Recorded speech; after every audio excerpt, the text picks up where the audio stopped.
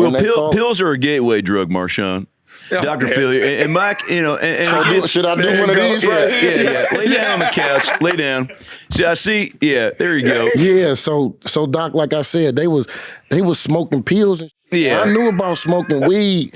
We all did. But what the is this smoking pill type? Well, smoking pill. What was it like? Tylenol PM or Plan B or what was it? Well, I think they was at this time. I think they had the Roxys, the Oxys. They was like 80 milligrams. It was some big, you know what I mean? And well, a big pill, it's kind of like the way women say if you got big feet, you probably got something going on that's also exciting, So if a big pill means a big problem. Does that make sense, I got you. I follow you. And as I got you here and I got you in this position, you're vulnerable, okay? Because I get up off this couch and beat your ass. I just bought a Bowflex quick. So, oh man, yeah, I started doing that during COVID. It was, there was a point where what made you even know you could do it? Like, I don't know. Dude, it's I don't even consider myself a real impressionist. It's either I got to hear it. I think I'm a pretty good mimic. Okay. Like I would mimic, teachers in elementary school, football coaches, basketball coaches, and I just kind of see what to do, and then I just kind of do it. But for me, it's like if the voice, I either got it or I don't, Yeah. Like Johnny Schneider, that is nice. Went to Dino's. Well, when Dino's said, no, I know about Dino's. No, dude, when I took Marshawn to Dino's, and I love John as my boy. I love him. He's built a great team. He's built another one. And I just kind of see the face, I hear the voice, and with the Phil, it was like I'd seen a few episodes. I probably haven't even seen a full episode, but COVID's going on, and my wife and I are sitting around, and we're drinking and smoking. We're just like, comedy might never even come back. I mean, there were some days where it was like, the world might not even come back. So it was like pretty desolate. And we're watching Tiger King and Two Girls, One Cup. Like we're trying to find a new show, and these Phil reruns These Phil reruns came on. I was like, man, this guy is hilarious. And then my buddy and I started doing these like lost episodes. He plays a bunch of different characters, real funny kid, Jeremiah Watkins. And so we rented this black box theater and shot a bunch of lost episodes where we just improvised for like 2 hours.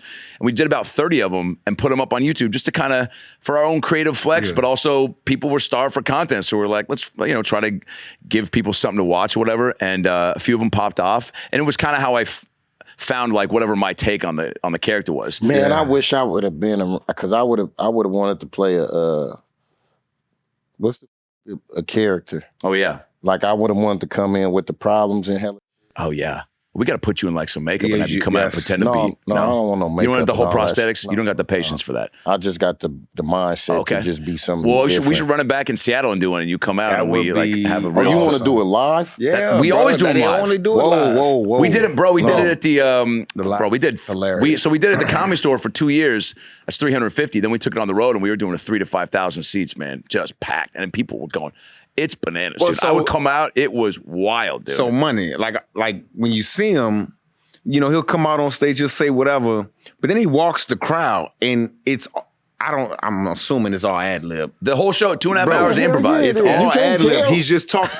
Bro, I saw one, you had a kid showed up. Oh, yeah. Surprised the hell out of me when I saw the kid. We bring this kid up on stage. It was his birthday. His name's like Xander. I think it was in Chicago maybe. And there was another kid that was dressed like Dr. Phil in Toronto. And I'm walking through the crowd. I'm like, look at this. I'm like, what's your name? He's like, Zane. And I go, I go, who are you supposed to be? He goes, Dr. Phil, baby.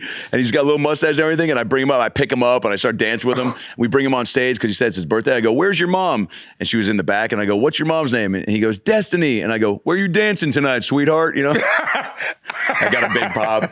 And then, and bro, it was awesome. And we do it in Seattle. We had at the Neptune, we had Joel McHale, we had Sean Kemp, we had the Rayman, we had the Seattle Fish Market guys. Yeah. And so we did a thing where we brought the fish, and we had them throw a fish into the crowd every time. Basically, it was Seattle trivia with Joel McHale. So it'd be like, who was packing more heat? Deadlift Shrimp, Sean Kemp, or Jim McIlvain? And he'd be like, obviously the Rayman. I'd be like, that is correct. Turn on the lights. Who wants a fish? And then the fish guys would throw these 30-pound salmons into the crowd. Oh my goodness! You think people go nuts for free T-shirts or free footballs? They wanted the fish. The fish. I've never seen people. That's their, But it's also they had smacking them, though. It's stuff like that where they go, there's no reason for these guys to be here. No one knows. We got the point to the show where it sells out on the show. So the guests are always a surprise, which is great because, you know, if I'm promoting all these people, it's like the fees are going to be crazy. But since it's just the show, you know, I give them a homie thing and take care of them, flights and whatever. But like, so nobody had any idea Fisher coming to the crowd. People were going nuts, dude. But we got doing live. We doing like the Paramount or like, I don't know, man. We could pack them out. But I'm doing one last one in LA on December 16th, and then that'll be it for probably a year. But explain to us that the Kill Tony thing, man, Yeah. because that, bro, y'all got a following. There's a real following of that show. I see it's on Netflix now. Bro, it's a real deal thing, man. Like, explain to us about it's just, that. you know, I think comedy got to a point where social media is such a benefit for what we do. And even when it started popping off and YouTube was getting going, I tried to lean in right away in 2006 and put videos up. And then, you know, there's TikTok and then Instagram. And I was right kind of already in the thick of, you know, I was doing a bunch of videos in high school. My buddies and I ran our, like, you know, high school news show. When we were sophomores, the seniors did it, and it was like 5 minutes. Every Friday would air before class. It was 5 minutes. But it was kids that like weren't funny, but they were just like, hey, it's going to be 20 degrees out today and maybe a chance of rain. And then somebody would dump water on their head and they'd be like, oh, it's already started raining. Like, it just was like dumb. So we took it over the next year, and by our senior years, it was like 15 minutes. It was like a whole show. It was a bit, half the teachers wouldn't even play it because they're like, this is eating up 20 minutes of class. But we would shoot. It was like a sketch show. Like we did one where we were trying to advertise the big football game on Friday. So I bought this mustache. We did a whole ball cap, and I pretended to be this like new coach. I was like, I'm the new coach of the Showgrass Scots. Let's go. And we went out on the field and we did all these drills with these football players just to kind of promote the game. And so I kind of already had a little background in around like that.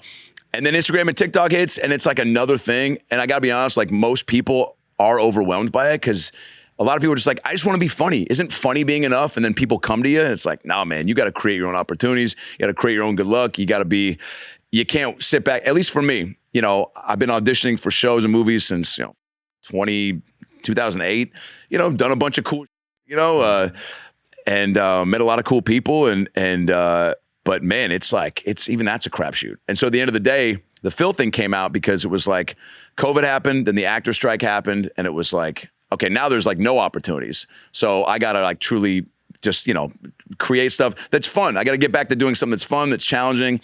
And I always want to do a live stage show with a character. And Bill Burr was going to do a show of mine, like an Adam Ray and Friends show. And I hit him up and I was like, bro, I'm thinking about doing like a Dr. Phil live show.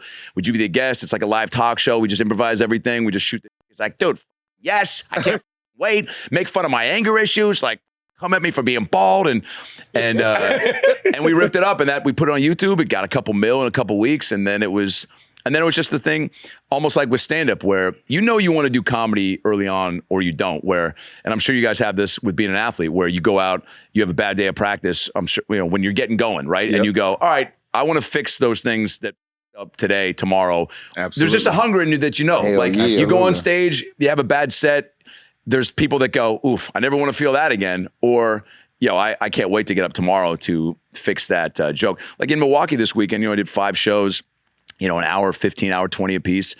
And there was a couple new jokes I had on kind of on rom-coms. It was kind of the bit, the main one that I was working. And it's like now pretty tight from over the weekend because I did it 5 times, you know. And you got your reps. Yeah, and it's all reps. Everything's reps, dude, you know. That's big. Comedy and sports are so synonymous like that. Do you, because again, we've talked to some comedians, and I always feel like comedy is a great way to introduce audiences to maybe things that they may not oh yeah know about or dude, it's the best experience. Do you feel a responsibility? Like when you're up there, like, are you actively thinking, oh yeah, this might be a little racy or whatever, but you know what? For sure. I'm gonna go there. Yeah, for sure. Because I can, and the comedy arena allows it. Yes, for sure. See what I'm saying? Yeah. This episode is brought to you by Prize Picks. You and I make decisions every day, but on Prize Pick, being right can get you paid. Don't miss any of the excitement this football season on Prize Picks, where it's good to be right.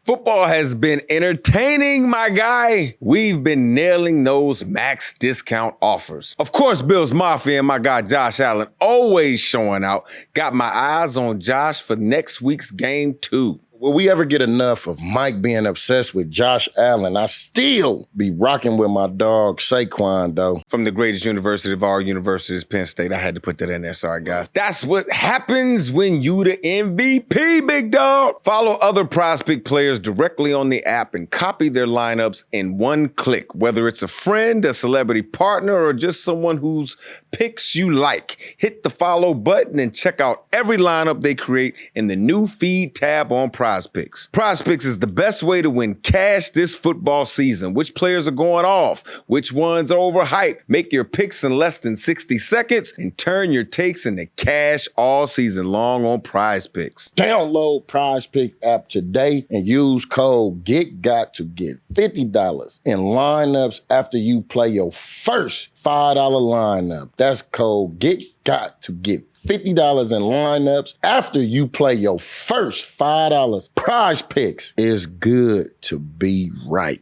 The Fed has finally dropped interest rates, and that's great news for American homeowners. Expenses have been a major burden on families, Beast Mode. Wages are flat, prices keep climbing, and for many, the only way to make ends meet is to lean on credit cards. But that cycle of high interest debt makes it hard to stay ahead. If you're a homeowner, I want you to call American Financing right now. Interest rates have dropped. Many homeowners are seeing options in the low fives. Ooh, let's get it. Compare that to credit cards charging rates in the 20s or higher. There is an easy path to see how you can finally put your hard-earned equity to work for you. American Financing can help you pay off that expensive debt, free up your cash flow, and keep your budget under control. Their salary-based mortgage consultants are saving customers an average of $800 a month. And if you get started today, you may even be able to delay your next mortgage payment. Take control. Call American Financing today at 866-886-5350 or visit AmericanFinances.net/GetGot.